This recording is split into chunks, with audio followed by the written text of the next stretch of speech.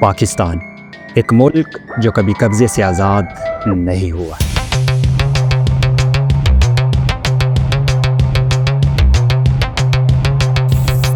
اس ملک پر ہمیشہ کسی نہ کسی کا ہاتھ رہا ہے، کبھی گوروں کا، کبھی سیاست دانوں کا، اور ہمیشہ سے اداروں کا۔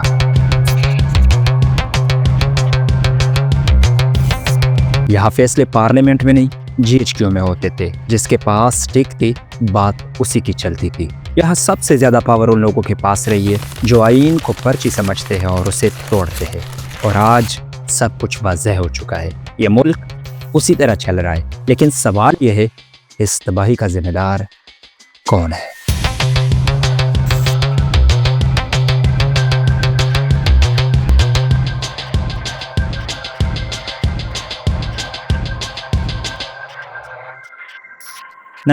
راولپنڈی ملک نیا بنا تھا، سیاستدان کچے تھے، لڑ رہے تھے، کرپشن تھی۔ یہ وہ وقت تھا جب ہر ادارہ اپنی جگہ بنا رہا تھا، لیکن ایک ادارہ سب سے شاطر تھا، پاکستان آرمی۔ اس نئے کل کی بنیاد رکھنے والے لوگوں میں سے ایک آدمی تھا، فیلڈ مارشل محمد ایوب خان، ملک کا کمانڈر ان چیف۔ سیاست دانوں کی نااہلی اور کرپشن کو اس نے استعمال کیا، وہ پاور پالیٹکس میں انوالو ہونے لگا۔ اس کا اصلی قبضہ ہوا 1958 میں، جب اس نے ملک کا پہلا مارشل لا لگایا، جہاں آئین، اسمبلی، سیاست، ان سب چیزوں کو جوتی کی نوک پر رکھ دیا گیا۔ کچھ لوگ اسے ہیرو مانتے تھے کیونکہ اس نے سٹیبلٹی لائی، لیکن یہ وہ سٹیبلٹی تھی جو ایک باس لاتا ہے۔ سب کو چپ کرا کے اس نے ملک کی بربادی کی بنیاد رکھ دی تھی۔ دوسری طرف ایک اور آدمی، ذوالفقار علی بھٹو، عوام کو جگہ دے رہا تھا۔ ایوب خان کا ڈاؤن فال ہوا، لیکن سسٹم کی کرسی پر ایک نیا کھلاڑی بیٹھ گیا، جنرل ضیاء الحق۔ اب ضیاء الحق بھی اپنا روب جمانا چاہتا تھا۔ جب اس نے یہ دیکھا کہ بھٹو عوام میں پاپولر ہے اور ملک کو اپنے طریقے سے چلا رہا ہے، تو اس نے بھی یہی کرنے کا سوچا۔ ضیاء الحق نے بھٹو کو کال کر کے کہا، آج کے بعد فیصلے تم نہیں، ہم کریں گے۔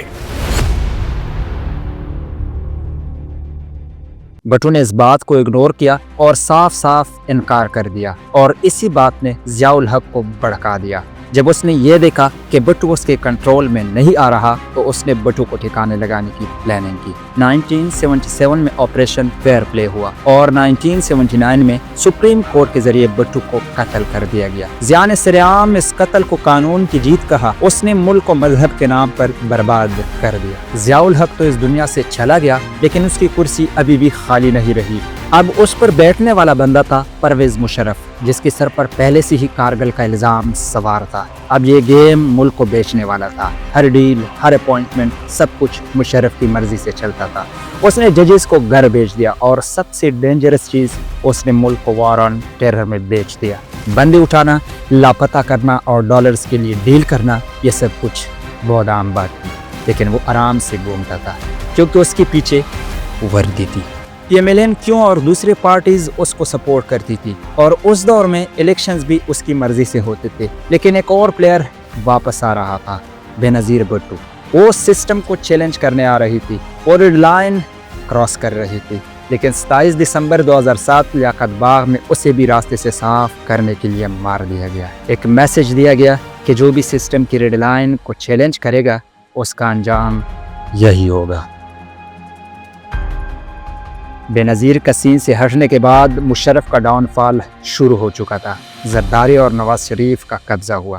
انہوں نے چارٹر آف ڈیموکریسی سائن کیا۔ سیاست نے سسٹم سے جنگ نہیں، ڈیل کر لی۔ ایک نیا شروعات، ایک نیا باس۔ اب باس پردے کے پیچھے تھا، جنرل اشفاق پرویز کیانی۔ اس کے دور میں اوٹ کنٹرول کی جگہ کوویڈ انفلوئنس نے لے لی۔ اب ڈیلز ایکسٹینشن کی صورت میں ہوتی تھی۔ ملک وار آن ٹیرر میں جل رہا تھا، اور سسٹم اپنے اکاؤنٹس بھر رہے تھے۔ وہی دوسری طرف سیاستدانوں میں نواز شریف اور آصف زرداری کا بھی قبضہ تھا۔ سیاستدان، عدلیہ اور جرنیلز تینوں ایک ہی ٹیبل پر تھے۔ ملک میں کرپشن، بدماشی اور ڈیلز کرنا، یہ سب کچھ عام بن گیا تھا۔ ہر ادارے کے پیچھے یا تو کوئی پاورفل بندہ ہوتا یا اسٹریٹجک ڈیپ، اور عام لوگ بیچ میں پیس رہے تھے۔ اور پھر آیا جنرل لائل شریف۔ اس نے آپریشن ضرب عضب اور نیشنل ایکشن پلان کے ذریعے اپنا پیئر جمایا۔ اس کا میڈیا پروجیکشن اتنا اسٹرانگ تھا کہ سیاستدان اس کے آفس میں حاضری دیتے تھے۔ ہر فیصلہ سیکیورٹی کے نام پر ہوتا تھا۔ سیاستدان کرپٹ اور سسٹم ہیرو بن گیا۔ اب ملک میں کرائم حد سے زیادہ بڑھ چکا تھا۔ گورنمنٹ پہ پریشر بن گیا، میڈیا، عوام، ہر کوئی آواز اٹھانے لگا۔ اور پھر وقت آیا جنرل قمر جاوید باجوہ کا۔ اس نے سسٹم کو پوری طرح انجینئر کرنے کا سوچا۔ نواز شریف کی ڈسکوالیفیکیشن ہوئی کیونکہ وہ ریڈ لائن کراس کر رہا تھا، اور 2018 میں پروجیکٹ تبدیلی شروع کیا گیا۔ ایک نیا آپریشن سٹارٹ کیا گیا، اسے ہائیبرڈ سسٹم کا نام دیا گیا۔ ایک پروجیکٹ جس نے ملک کی سیاست اور اکانومی دونوں کو تباہ کر دیا گیا۔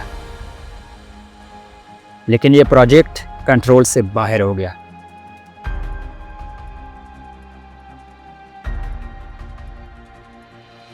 ہاں، پروجیکٹ فیل ہو گیا، اب ریسیٹ کا وقت ہے۔ پھر سسٹم نے ریسیٹ بٹن دبایا، سیاستدان واپس آ گئے، لیکن 9 مہینے ہر ریڈ لائن کو بلڈ ریڈ کر دیا، اور اب سسٹم کی کرسی پر ہے جنرل عاصم منیر۔ اب پردہ نہیں رہا، سب ظاہر ہے۔ اب باس پردے کے پیچھے نہیں رہتا، اب سسٹم نے ملک کو سنبھالا ہوا ہے۔ پہلے فیصلے جی پی او میں ہوتے تھے، اب فیصلے اسپیشل انویسٹمنٹ فیسیلیٹیشن کونسل میں ہوتے ہیں۔ اب گن کی جگہ ویگو اور سوشل میڈیا چلتا ہے۔ آج کے پاکستان پہلے جیسے نہیں رہا۔ کووڈ مارشل لاس کا سین نہیں ہے، لیکن کنٹرول اس سے بھی زیادہ سخت۔ اب پاور پلیئرز سوٹس اور لگژری کارز میں گھومتے ہیں۔ اب ڈیلز سڑکوں پہ نہیں، اسٹریٹجک میٹنگ کے اندر ہوتی ہے۔ ڈیجیٹل نیریٹیوز کے ذریعے اب ہر جگہ نئے مافیاز آ چکے ہیں جنہوں نے ملک سنبھالا ہوا ہے۔ کچھ میڈیا کے لوگ بھی اس گروپ کا حصہ ہے جو پیج پہ رہ کے اپنا منہ بند کر لیتے ہیں۔ اب سب کچھ لیگل اور پیٹریوٹک دکھائی دیتا ہے، لیکن اندر سے سسٹم بالکل کھوکھلا ہو چکا ہے۔ اور ان سب میں جو پیس رہا ہے اور مر رہا ہے وہ ہے اس پاکستان کا عام بندہ جو صرف سکون اور ایک اچھی لائف چاہتا تھا۔ اس کہانی میں اور بھی نام تھے، یحییٰ خان، اسلم بیگ، جہانگیر کرامت۔ لسٹ لمبی ہے، لیکن ہم نے صرف ان آرکیٹیکٹس کا ذکر کیا جنہوں نے اس سسٹم کی بنیاد رکھی اور اسے نیا رنگ دیا۔ باقی سب صرف اس بنے بنائے سسٹم کے مینیجرز تھے، کیونکہ یاد رکھیے اس ملک میں چہرے بدلتے رہتے ہیں لیکن طریقہ واردات کبھی نہیں بدلتا۔ پاکستان کو نہ پولیس چلاتی ہے نہ پولیٹکس، پاکستان کو چلاتا ہے پاور کا ڈنڈا۔ کبھی وہ وردی کے ذریعے ہوتا تھا، کبھی ووٹ کے ذریعے، اور اب فائل اور ویگو کے ذریعے۔